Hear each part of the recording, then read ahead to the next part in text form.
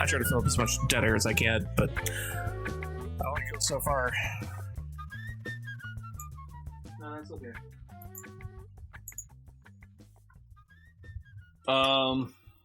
Yeah, no, it's a good show. Good show. Amazing. It's a great show. Watch it more. Perfect show for special people. Yep. But we have to move on. We have to talk about other things. Josh, did you play a video game this week? Let me double check and see if I did play a video game. Because, you know, or I can go on the rant of the century. Oh no! Hold on. Save us, Josh. Save us. Oh, you know what? I did finish. I wrapped up Forbidden Solitaire. Mm-hmm. Forbidden Solitaire is the story of you found a video game at a thrift store. It is called Forbidden Solitaire, and it was notorious for this game being made. The company went under, and then there was a string of crimes, people dying because they're playing Forbidden Solitaire.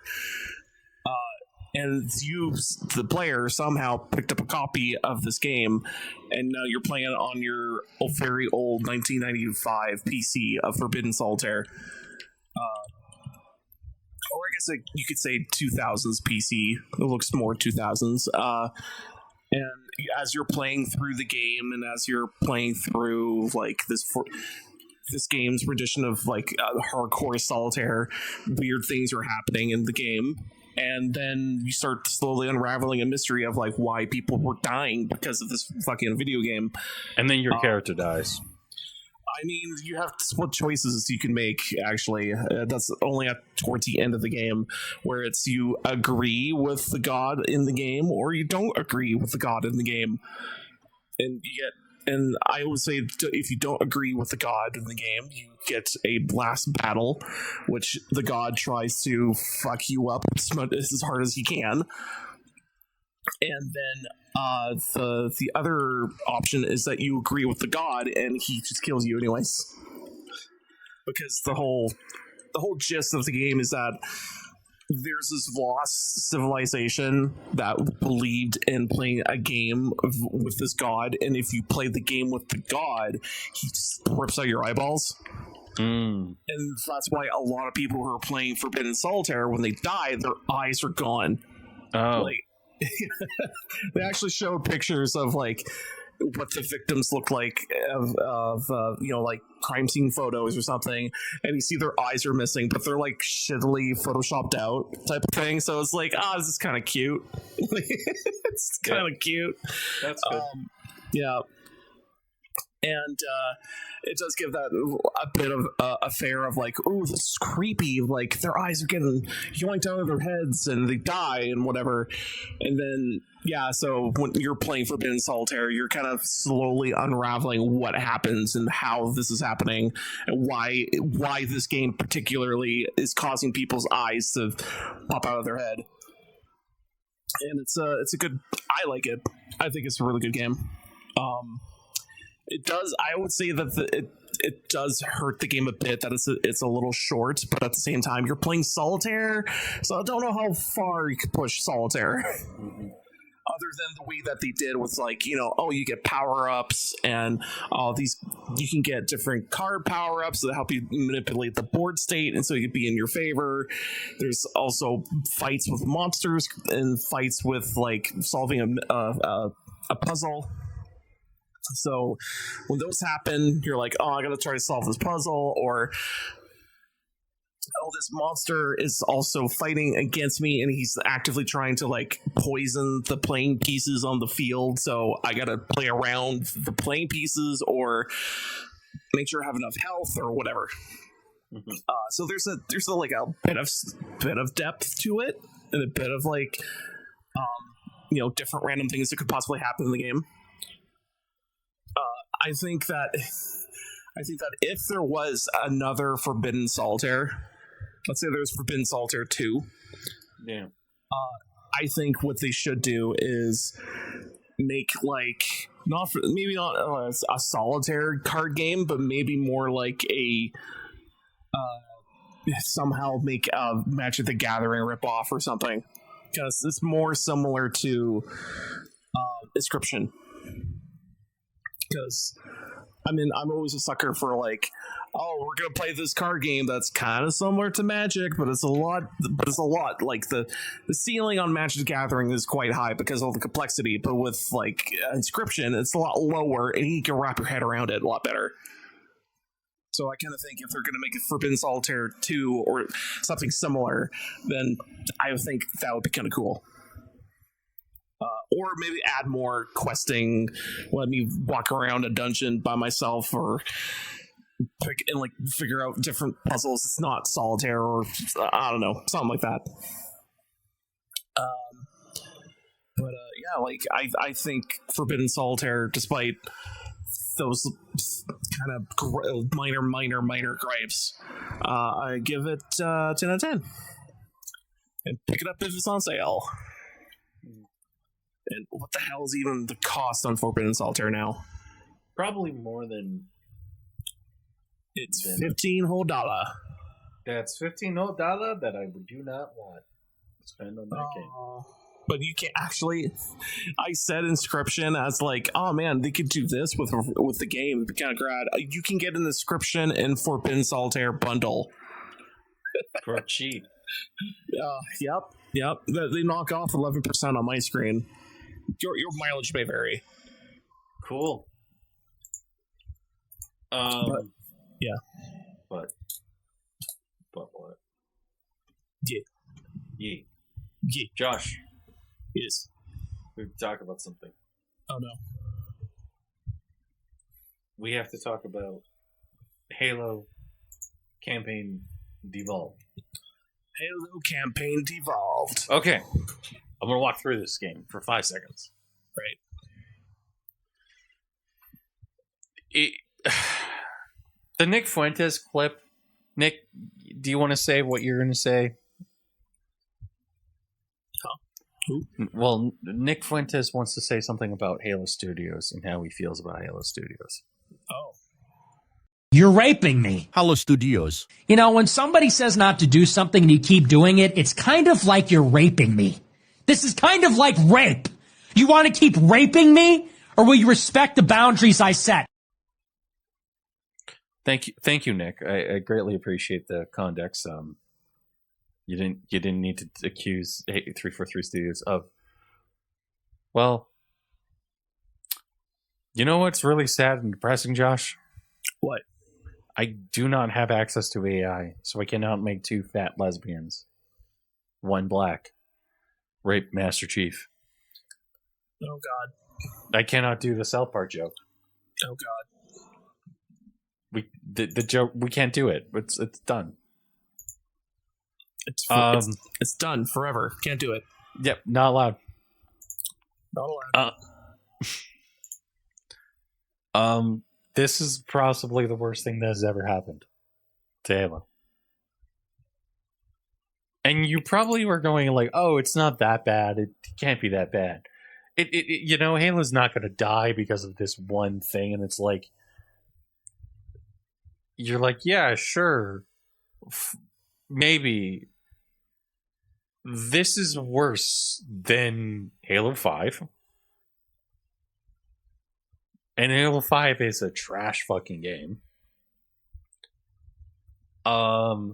This is worse than Call of Duty. Or every single Call of Duty game that they have made. Mm-hmm. This is possibly the worst product they've ever made and put out. Oh.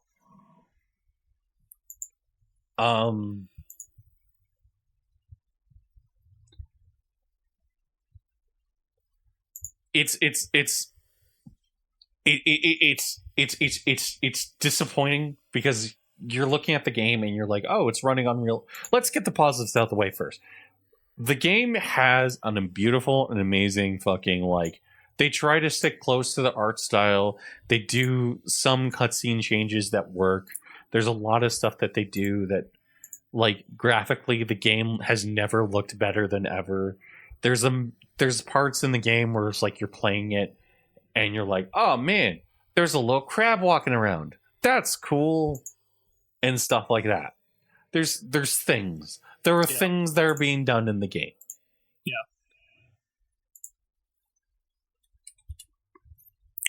The negatives outweigh the good things by a metric shitstorm.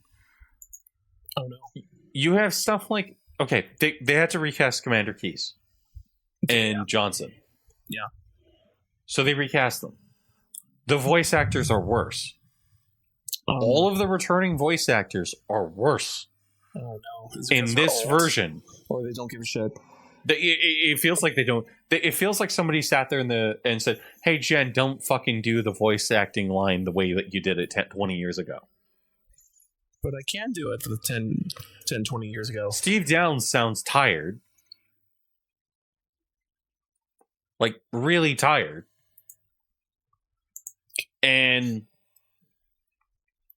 Jen Taylor, like, the way that they made Cortana act in this one, Cortana sounds like a bitch. If you play Halo 1, Cortana's not a bitch. Cortana's snarky, but she's snarky in the cute way. Oh. This one, Cortana is a bitch. A straight up bitch. And then the game has this really bad knack of nav pointing. It's throughout the entire game you're following a nav point,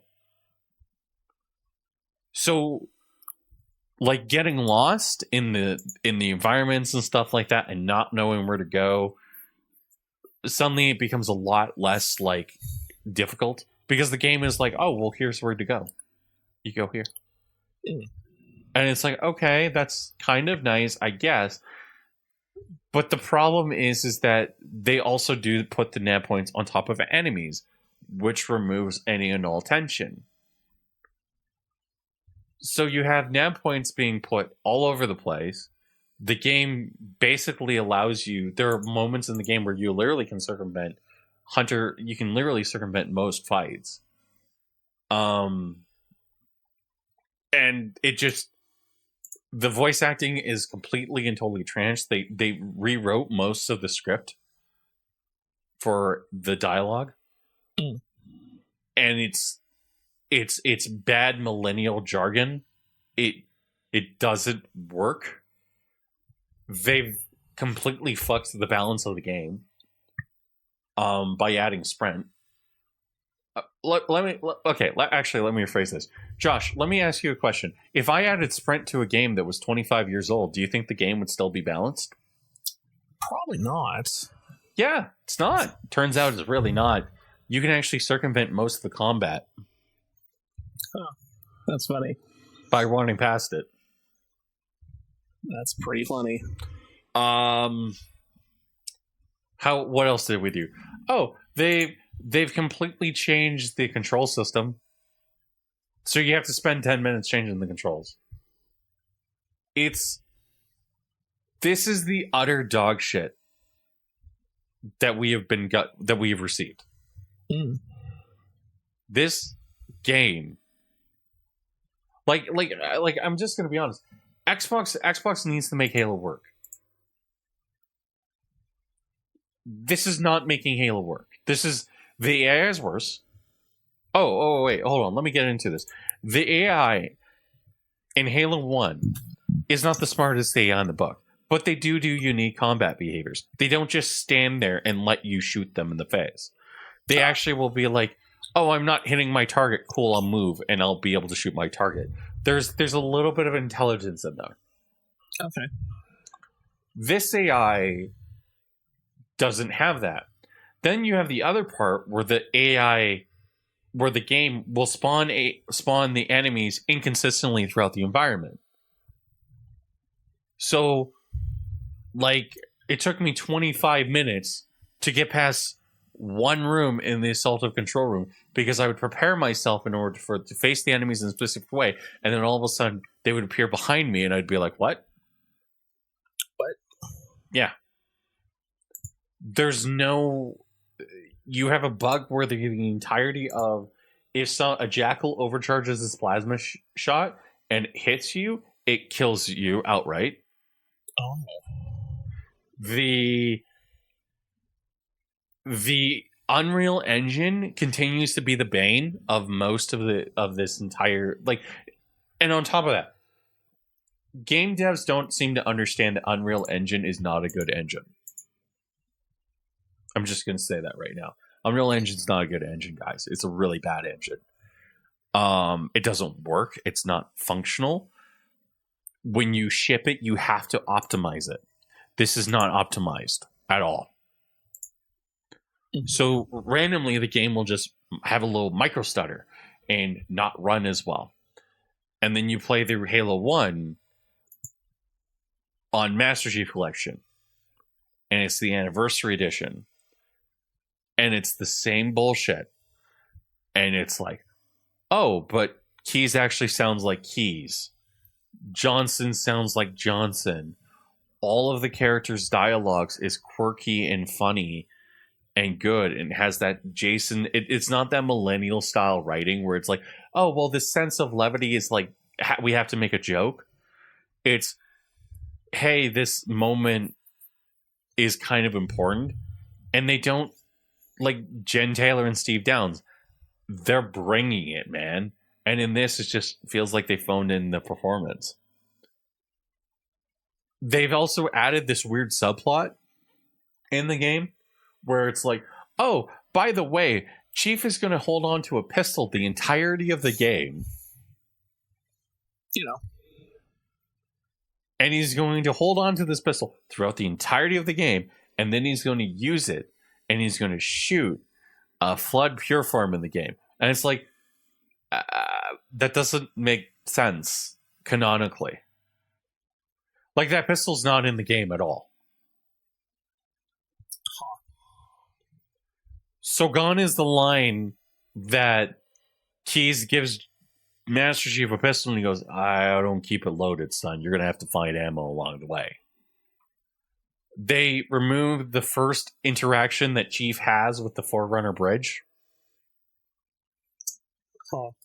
And it's just like, you know, part of me feels like as if this is the stuff that pisses me off about the game. It's like, you can make the game really good really quickly. Mm-hmm. Step one is simply by saying, changing the controls so that they're more closely aligned with Reach. Step two is immediately changing out, like, the way that, like, taking a or let me just change it. Why don't you guys take the balance system from, like, Halo 4 or 5 or Infinite, a game that is closer to the balance system that you want, and portal the weapons into that and use the balancing for that. The game is completely not balanced. Every single encounter is not balanced. Sprinting is effectively useless. Well, sprinting is effectively useless unless you want to avoid encounters. Like, it doesn't really add much to the sandbox. They've added in weapons that don't make sense. The encounters that they changed don't make sense. The enemies they've added don't make sense. And we haven't even gone into the bonus missions yet, where they've added in a character who literally lectures Master Chief about not being human. And it's like, this game is designed for 34-year-old men. It's meant to be a retelling. And it's really nice that you took this hyper-masculine franchise and just utterly burned it to the ground. It's great. It's great. Fucking fantastic. Fantastic. Just, you know, hearing all these changes, I guess, like, It kind of sucks that they're like, oh, I really like this franchise, and then over the years you just see it being fumbled and fumbled and fumbled and fumbled, and you're like, can anyone do anything good with this? Anyone? And they replied back, who? Huh? Fumble, fumble, fumble, fumble, and you're like, it's worse than that. It's Infinite was a light of hope, a ray of sunshine. Yes, there was hope that the game was going to be good, and then they basically sat there and they put on their hands together and they basically dropped the ball royally with it. Mm-hmm. And Infinite is probably one of the best Halo games 343 has made, bar none. This is worse in every single way,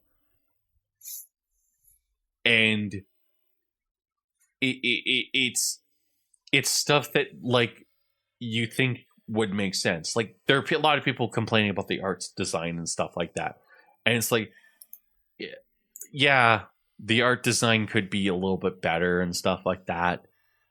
Like their walls and stuff like that shouldn't be as reflective and stuff like that. There's a little bit, it looks closer to the Halo 1 style from the Xbox, not the PC version, which was dull and dingy and didn't have normal maps working. It looks a lot better as a game. And then as you're playing it, you're just like, this little thing here, this little issue here. The way they try to retcon things that just don't make sense. Like the canonical, like in Halo 1, one of the things that happens in the second level, beginning of the second level, is the emergency pod fails, and Master Chief, all of the Marines are dead, and you walk outside and you basically look back and all the Marines are dead. And the implication is that when Master Chief hit the impact, Master Chief basically lost consciousness and then basically flung around like a 2-ton bowling ball and hit everybody and killed them. And in this one, it's like, oh, well, the back of the pod opens up and all the Marines get sucked out. And it's like, all of the restrained Marines get sucked out, but not Master Chief, who's not restrained. That seems a little weird. Master Chief was just heavier. Yeah, well, and it's like it's stuff like that where it's like it's stuff like that where it's like okay, well, there's some changes like I like you see in the Truth and Reconciliation, the way it ends is Keyes basically killing 2 hunters and then flying out in Covenant dropship. And the way that they do it is basically Master Chief is on the outside and Keyes flies the dropship into the 2 hunters and you see them go splat. There's a little bit of a rendering issue there. Master Chief was in the dropship in the original, and this one Master Chief is fighting the 2 hunters. Okay. And it's like, okay, well, that's a little weird. The complete omission of like some of the cutscenes. And it's just like, the game is... The worst part about it is that you have people defending it and they're like, well, I don't understand why you're getting upset. And it's like, because the definitive way to play this game is still MCC. Like, this is not a good game. I shouldn't say that way. This is not a remake of Halo 1. This is a demake of Halo 1. This is an actual, like, this is actually worse than Halo 1, canonically speaking. This is cursed Halo. Like, this is cursed Halo 1. I didn't think it was possible, but somehow they made cursed Halo 1. Oh, that's crazy. And they somehow out-cursed Halo... Cursed. They somehow out-Haloed Cursed Halo. Cursed Halo. And it's just like, I'm gonna be honest, like, I genuinely really feel like there are things about it that I like.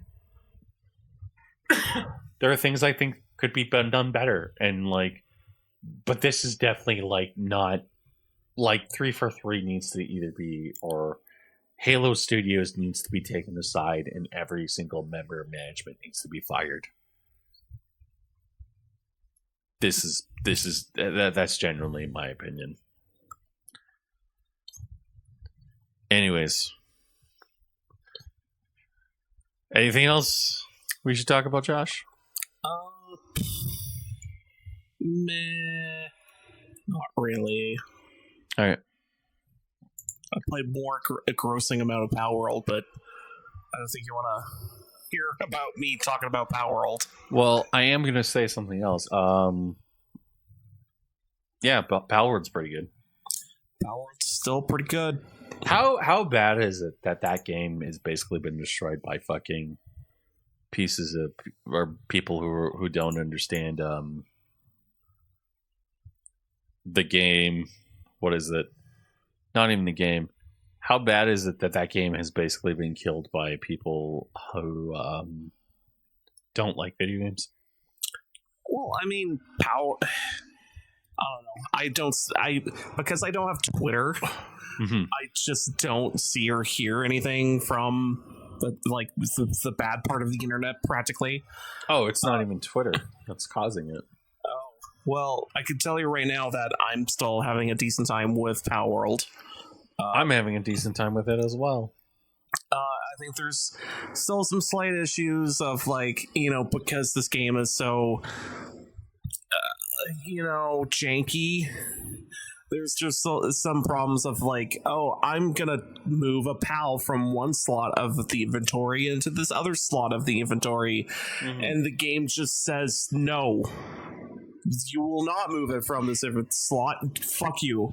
And then you go, well, I have to restart everything. So you have to get everyone out of the server. Then you shut off the server. Then you turn back on the server. Then you go, all right, now let's go back to playing again. Which is so annoying. I mean, it only happened a few times, but if it happened at all, it still sucks. And also, we're getting. I'm not sure how close we are ending. We're getting to the finish of the game, but we're just trying to unlock all the end game gear and end game pals and stuff like that. And man, one of the pals that we managed to unlock so fast. Yeah. So fast. It pales in comparison to the other guy we were using to try to go fast. Holy. You can go across the freaking continent, it feels like in 2 seconds. It's so fast. What else? And also all the weapons and stuff that you unlock for your character is just, they're great, and they're kind of nice to, if you want to try to add a little more DPS, then you could, but at the end of the day, your pals are going to be the ones dishing out the all the power. I'm gonna say something about this game.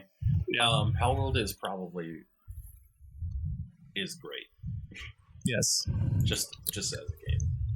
Just as the game as it is, it's pretty good.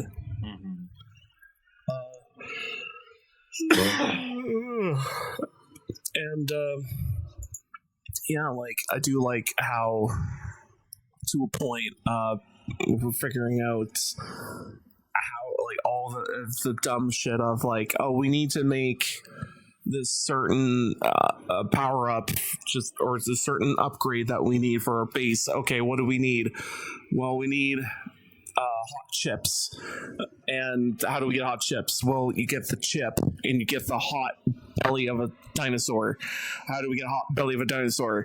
Well, either you caught him and you can make more of it, or you fucking go out there and find more of it, and you're like, oh god, more resource management and more trying to figure out how to get your resources to work. Although any game of a crafting element and this type of thing that happens in the game, you're gonna get into that moment of oh, how many? So what do we need for this? Well, you need B, and then C, and then D, right, and then E. And you're like, so this is because we need 4 different steps, and then all these different things to build. We have to do this for 3 hours, maybe? Yeah, probably.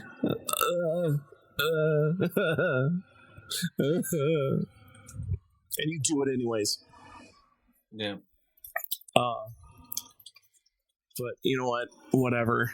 It's fun. It's a game that you're sticking to Pokemon. And maybe, just maybe, in the next game that Pokemon puts out, if they're actually going to put more effort in it. It's the game equivalent of... It's the game equivalent of making something great. Yep. And not understanding that, like, the game is...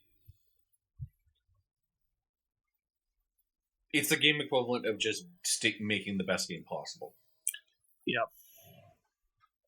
Although there's still problems with Power World that it's at 1.0, but they still had certain problems even to begin with in that game. So it's like, I don't know what their decision making is for how they decide on what's a problem and what's not, but all right, whatever. It's doing it this way, I guess. We're making the best game possible. But what if I just wanted to have my characters, let's say actually a good example would be like, actually they must add this in the update, but it's like when you start making your base and you start throwing all your junk into chests and stuff like that, there's a button that you go into your inventory, hit R, and then it will just auto dump into your boxes from wherever you're standing, as long as you're in your radius of your base. Mm-hmm. So basically, you walk in your base, go to your inventory, hit R, and the game will prompt you, go, okay, so you want to put all this junk in the boxes? You hit yes, it does automatically. Which is like, oh my god, this is so cool, and it's so amazing, it's such a great feature. I want it in every fucking game that's about resources now. Mm-hmm. Like, and crafting, because it just saves so much time. It just saves so much time. Like, it's just such a fucking blessing. It's like, oh, I don't have to go to all the boxes and go like, oh, it goes here. Like, oh, yeah. Oh. Well, it's the game It's the game equivalent of how do I put it? It's the game equivalent of making one of the coolest things possible and then just not taking no for an answer. Yes. Actually, I think you can submit feedback through the game. Actually, it's just I don't know. Yeah. I just don't know what they listen to, or if they listen to all of it and figure out like what's on the chopping block. Definitely feels like it. Yeah. But whatever. They got it sorted out. They have money now. They can do whatever.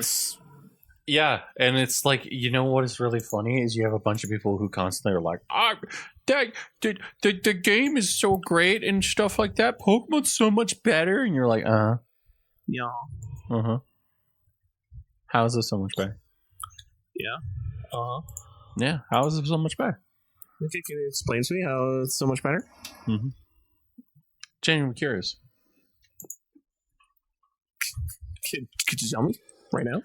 Yeah. I'm curious. Yeah. This is important information. Tell me right now. Yeah. Tell me. It's very important. I need to know right now. Yeah. This is incredibly important. And nobody can. They're all like, what? Huh? What? I didn't know what are we talking? What are we talking? What are we talking about? Anyways, thank you everyone for listening to Robot Lumberjack Radio. You can listen to us every Thursday on robotlumberjack.podbean.com. Josh, do you have anything else to add? Nope. Okay. Thank you, guys. Have a good night. I got to clean up a mess. Bye.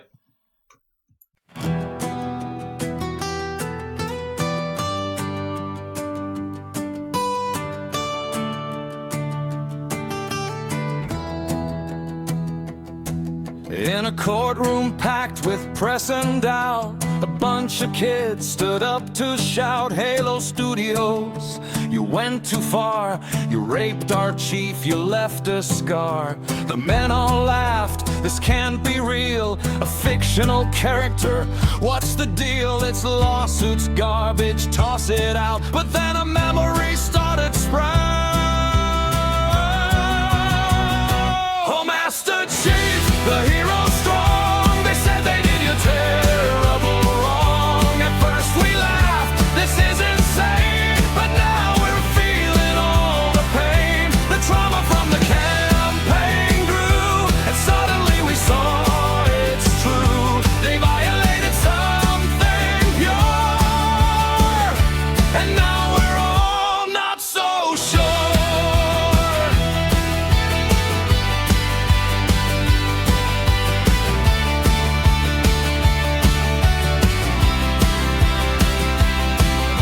The first man stood with tears in eyes. I remember when the flood did rise. I felt his struggle, felt his strife, as if they'd really throttled life. Another shook his trembling head. On Legendary I wished him dead, but now I see it wasn't game at all. Just watching Master Chief's great fall. Oh, Master Chief, the hero strong, they said they did you terrible wrong. At first we laughed, this is insane, but now we're feeling all the pain. The trauma from the campaign grew, and suddenly we saw it's true. They violated something pure, and now we're all not so sure.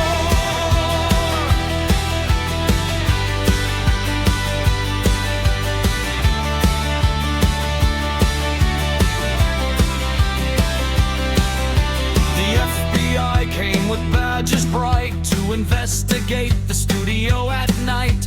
They kicked down doors with force and might and found a gruesome, awful sight. There on the floor, a bloody scene.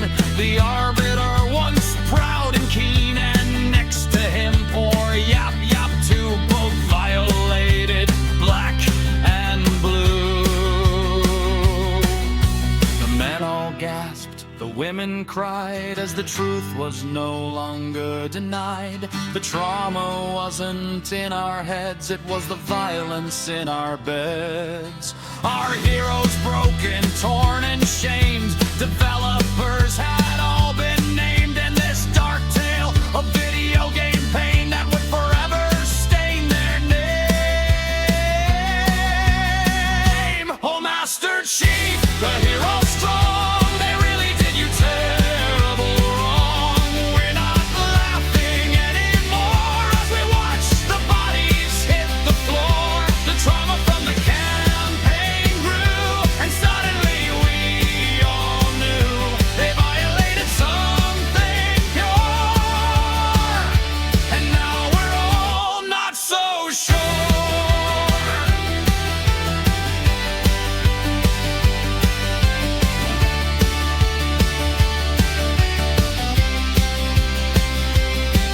Case closed, the studio shut down. The saddest gaming news in town, but in our hearts we'll always see the rape of Master Chief and company. The end.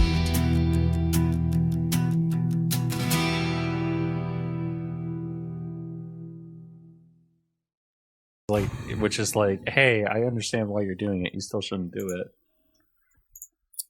But I mean, I don't know if he's in constant pain and yeah, that's the it's problem. his choice. It's- Right? Yeah.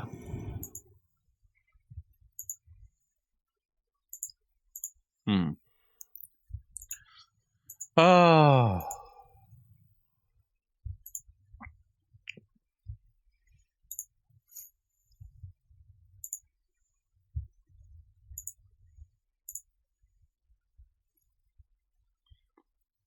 Shall we talk about? Well, there's some political stuff that we can talk about.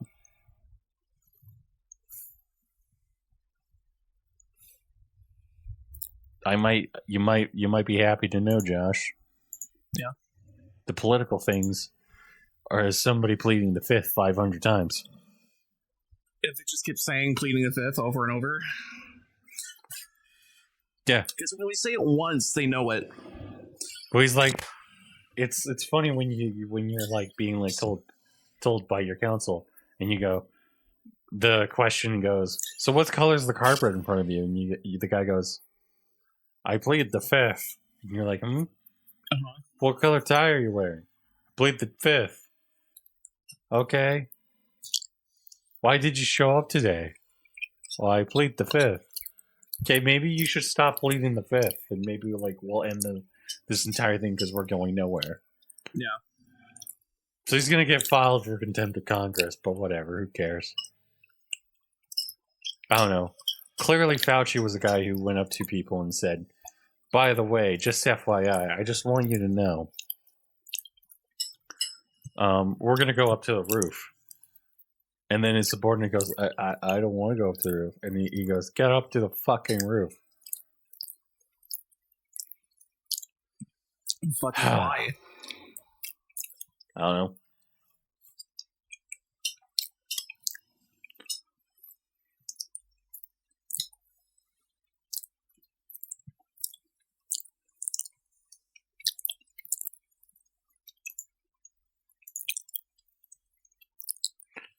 I don't know. But now we can talk about how fucked up Halo campaign devolved is. Campaign devolved. It's a devolving of the campaign.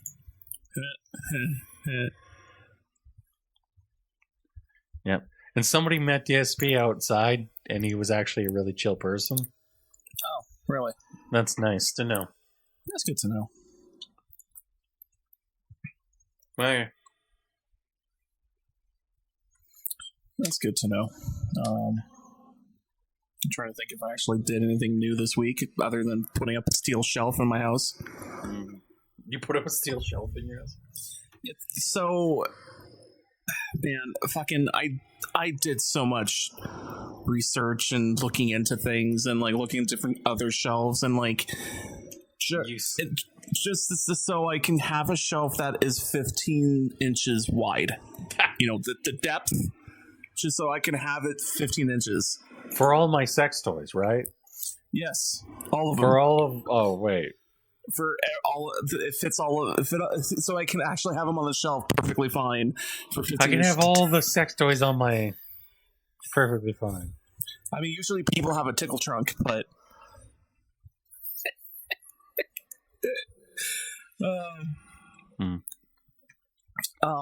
But... so again, I looked up and down 3 different websites just to see if I can find a shelf that is 15 inches in depth. And I've looked up and down, and I kept checking out the measurements over and over until finally I was like, what the fuck? How am I not finding a shelf that has 15 inches in depth? I don't get it. And until I realized... one of the websites were recommending steel, so I was like, oh, I just have to upgrade to steel, and I can get all the shelf depth I want, apparently, which is a big annoyance. Okay. It's all I wanted to do was store cards on a shelf, and the boxes are unusually long. They're again 15 inches. That's why I needed that. So I was just fucking annoyed as shit. Really annoyed as shit. I had to get metal shelves, but at least I got the right depth of shelf I needed. Mm-hmm.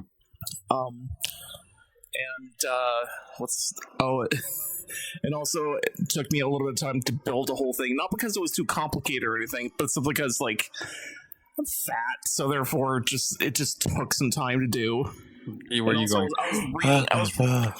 I was reading IKEA instructions at the same time, and I'm watching YouTube video. So I'm sticking my sweet ass time, really. Well, I watched Amazing Digital Circuits. Oh yes, did you finally watch the whole thing? I watched the final. So, did you? I was gonna say, what did you think of the final? I think Jax is a piece of shit. Oh, clearly, still a piece of shit. Yes, I agree. He does this thing that people do, which pisses me off, where it's like, I'm going to push people away, and it's like, okay, you're only hurting yourself. No, I'm going to push people away because it's easy. Okay, you could do that, and it's like you see how he treats Ribbit, and it's like, bro.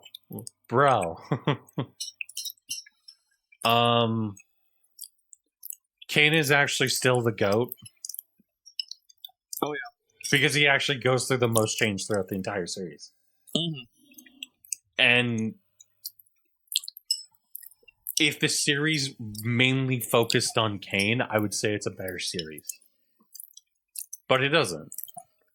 Well, it's really about people getting stuck in the program and figuring out it's literally the adage of hell is other people. Mm-hmm. And like, I'm going to be honest with you. Yes, I agree with that. Hell is other people. But also at the same time, we also have to be honest here for 25 seconds. Fuck yeah. Yeah. By the way, I think you got spoiled for it before. Oh yes, I knew Jax got abstracted because Jax was technically a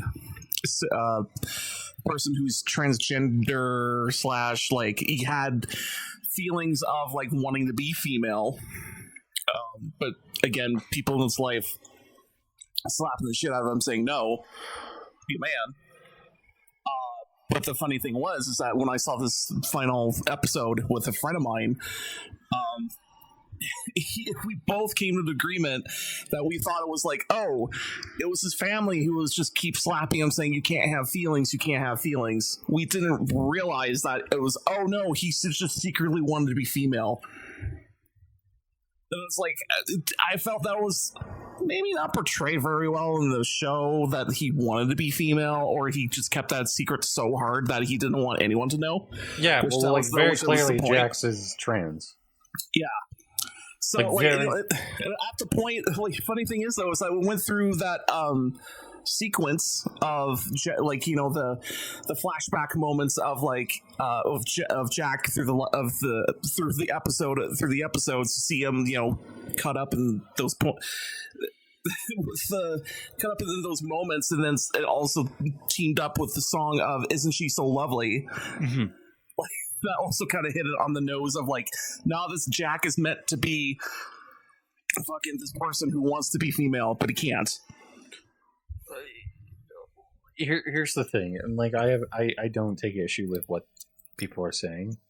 Yeah, Jax is probably Jax being trans is not the issue I take with Jax. Oh, I know. And it's like, but like, it's like, I him being trans, I notice this a lot with like trans people, is they get into this rut where they go, nobody's gonna accept me and stuff like that. And it's like, yeah, like, if your parents are toxic, you should probably stop talking with them and stuff like that. But the problem is like, when you do that, your support structure completely erodes and goes away. And so it's like, okay, then you have a support structure of people literally just affirming all of the worst things about you. You need somebody, like, having that healthy person to say no is important. And plus, the other thing is like, what Jax went through, like, he talks about how he thinks he killed his mom. Yes. In the episode. And it's like, and he talks about how his, like, dad basically makes him feel like less of a man and stuff like that. Yeah. Okay. You can be an effeminate guy. Nobody's going to care about that. Yeah. It's just, stuff like that, like when I hear stuff like that, like I'm reminded again of like how lucky and fortunate I am with like to have parents that are not massive douchebags. Oh, I know. It's In my lifetime, I was like, watching a bunch of other sitcoms and like other media about parent situations, and how my parent situation never ever lined up with any of the weirdos on those TV shows. And I was like, why don't my life lined up with these people? Turns out, no, you are the rare exception. We're normal. Yeah, you're the rare exception where your parents are not apeshit crazy. And I'm like, well, like the worst part about it is like you're sitting there and you're like, have you ever had this moment where you're talking to a friend and they bring up their parents and then they start talking about their parents, and as they're talking about your parents, you're going, that sounds kind of you're not even like, I can't even relate. Yep. Like that's pretty much me in a nutshell. Is like I'll like talk with friends and they'll be like, yeah, my parents are completely fucked and like completely fucked up, and they're the most psychopathic people on planet Earth. Or my parents are divorced, and you're like, I'm like, my parents probably should have gotten divorced. There's been a few times where I think it would have been better for them to just be divorced, but somehow they just keep pulling through, and it's weird. And then there's the other aspect of like, you're talking to them and they're like, yeah, like I have significant daddy issues and I have significant issues and stuff like that, and you're just like, I'm not going to fix this person. So, but I mean, people like, again, the severe issues like that, yeah, it'll just come down to like long time dealing with like just figuring that out for themselves, really. Sadly. But it's funny you say that. Like, I don't know how my parents will get a divorce, and I'm thinking of my situation. I'm like, yeah.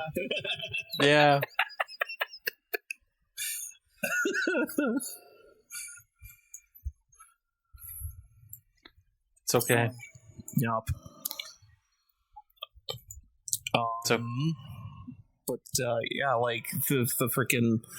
The last episode, I just found it hilarious that because the eyes that me and my friend, a buddy of mine from Magic Gathering went to see that movie. We saw the Jax thing, and like that last, we saw the whole last episode going through the theater and everything.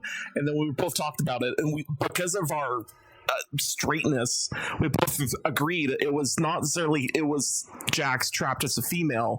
It was Jax couldn't have a feminine side whatsoever. Yeah, and it was like, that really sucks. Like he can't. He feels like he can't have an feminine side, and then he feels like as if he has to push people away when they get to know him. Yeah, like he cannot have a single feeling other than being a jerk. Yeah, he's not allowed to have a feeling emotional outside of that. And it's like, bro.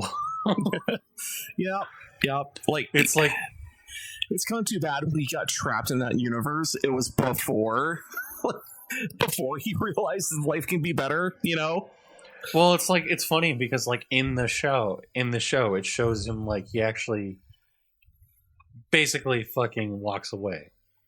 Yeah. And when he walks away, he turns into the freaking jumbled mess that are the other people that used to be there too. Basically, it's the people say the way that people turn into the corruptions. That's like the people committing suicide, quote unquote. Yeah. Is that they get so depressed or so like in their own head about a situation that they can't get out of it, and they end up corrupting. Which is like, you know what? Yeah, sure, I can see that. So when they at the end of that getting close to the end of that episode, when what's her name? Damn it, Ribbit. No, not Ribbit. Omni. Yeah, when Pomni jumps into Jack's brain practically, it's just like, oh, like a revelation of like, this is why things suck so hard for him. Okay. It just here's the thing. It just feels like as if like Jax plainly causes Cough Nose abstraction. Yeah. Jax plainly causes Ribbit's abstraction.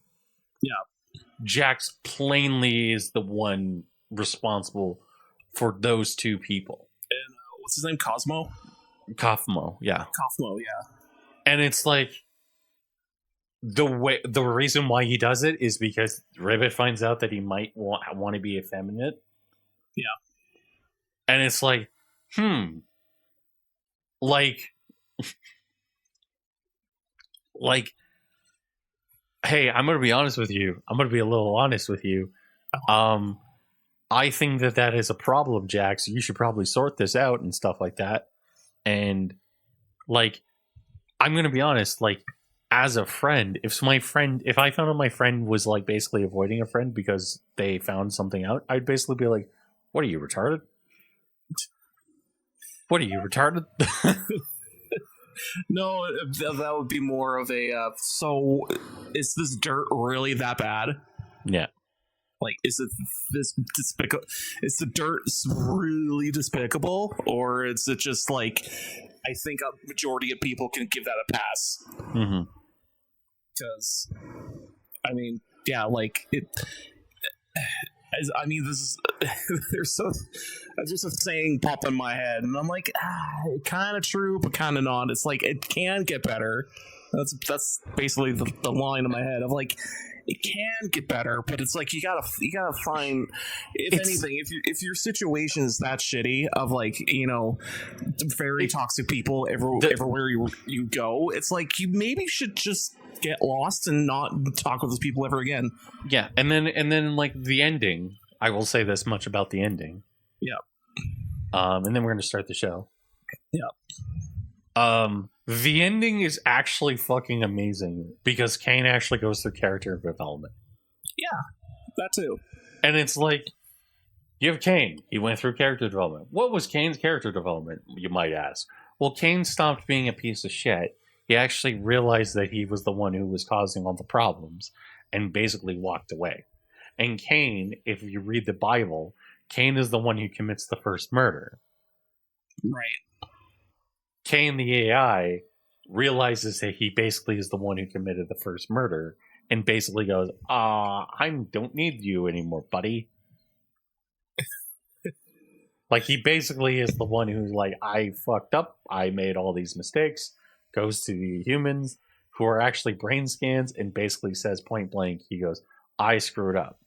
Yeah. The other thing he does is he also like goes and looks at all the characters before, and he tries to comfort them all. And it's like, you know what?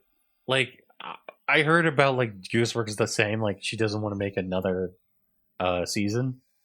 Yes. That ending makes me go, you don't need to make another season. Oh yeah, totally. Like, if that was the decision I kind of agree with, it's like, yeah, you don't have to. Like, if you wanted to make another season, like the only way I could see you doing it is making another character. Yeah, yeah. And making a whole new stack of characters.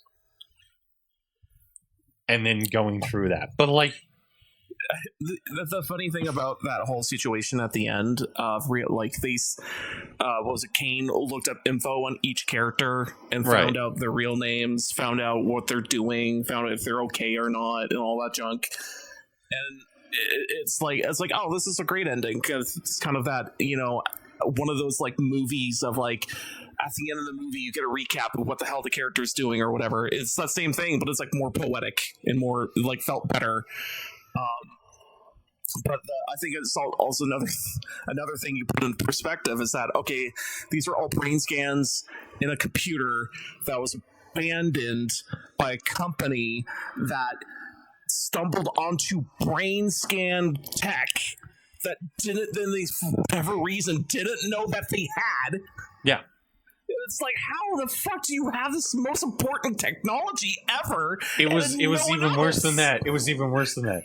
They made the tech. It worked. They didn't know what to do with the tech. I thought it was they made the tech, it worked, and no one knew. No, they made the tech. It worked. They didn't know what to do with the files. Oh, I see. They literally say that in the show. Kinger goes, we made a brain scanner, and I guess it worked, but we had no idea what to do with the files. Kane took the files and made them work somehow. And then you see how Kane makes it work, because basically you see how Kane generates the characters. Yeah. And it's like he takes a brain scan and he basically swipes over it repeatedly. And it's like, huh. Yeah. That's pretty good. Yeah. It's I mean, also that segment of him reaching to the door and like him getting the files is also the reflection of him looking up info on each character. It's also like, it didn't click with me at the moment, but afterwards I was like, oh shit, that's also what he did in the beginning, and also what he did towards the end of this episode, is that, oh, he's looking up the info on the characters as he's also what he did to each character file as he like soaked it into the app, basically, the program / video game that they put him in. So it's like, also, that's also, again, poetic and well written. Like, like this is a home run with a glitch. I would say the series as a whole is like 7, 8. A good 8. Yeah, I think it's a very good 8. Maybe maybe a 9, depending on your point of view. You know what? 8 or 9. Yeah, because the worst part of that entire show is fucking Jax. So 1 point for the entirety of like the last episode, basically 30 minutes just being, hey Jax, how's it going, bud? Do you need therapy? And then you find out that it's a self-insert for Gooseworks, and you're like, oh, that's why. I just find it hilarious that after seeing that episode, and after me and my card playing friend of mine, made to the conclusion of like, oh, he just can't show feelings or anything.